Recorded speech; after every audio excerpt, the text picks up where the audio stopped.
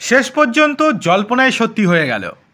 শেষ রক্ষা হলো না মমতা বন্দ্যোপাধ্যায় অভিষেক বন্দ্যোপাধ্যায়দের।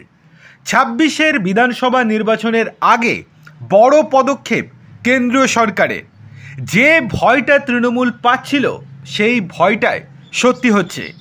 প্রধানমন্ত্রী, মুখ্যমন্ত্রী, কেন্দ্র বা রাজ্যের মন্ত্রীরা যদি ৫ বছরের বেশি কারাদণ্ড হতে পারে এমন অপরাধে গ্রেপ্তার হয়ে টানা ৩০ দিন আটক থাকেন, তাহলে তাদের পদ খারিজের ব্যবস্থা রয়েছে বিতর্কিত বিলে।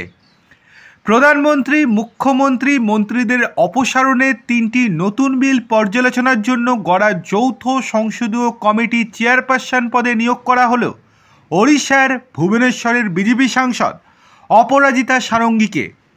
বুধবার লোকসভার সচিবালয়ের তরফে একটি বিজ্ঞপ্তি প্রকাশ করে এই কথা জানানো হয়েছে।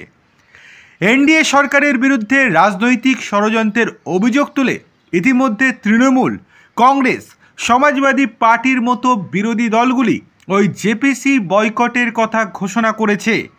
তৃণমূল তো পরিষ্কার বলছে যে তাদের বিরুদ্ধে ষড়যন্ত্র করছে মোদী সরকার। মুখ্যমন্ত্রী এবং দলের সাংসদদেরকে গ্রেপ্তার করার লক্ষ্যেই এই কাণ্ড ঘটাচ্ছে মোদী সরকার। চলতি বছরের ২০শে আগস্ট সংসদের বাদল অধিবেশনের শেষ পর্বে প্রধানমন্ত্রী নরেন্দ্র মোদীর সরকার একটি সংবিধান সংশোধনী বিল সহ ৩টি বিল পেশ করেছিল।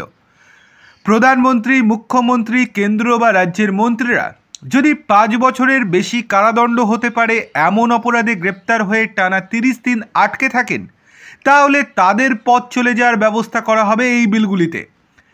বিরোধী শিবির মনে করছে বিরোধী শাসিত রাজ্য সরকারকে ইচ্ছে মতো অস্থির করে তুলতে এই বিল কাজে লাগানো হবে। কিন্তু এই বিল কবে থেকে কার্যকর হবে? জানা যাচ্ছে মমতা বন্দ্যোপাধ্যায় এবং অভিষেক বন্দ্যোপাধ্যায়ের ঘুম শীঘ্রই উঠতে চলেছে।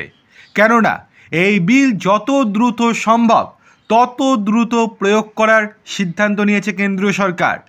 দেখার বিষয় এই বিল পাশ করানো যায় কিনা। কেবলমাত্র তো পেশ করা হয়েছে।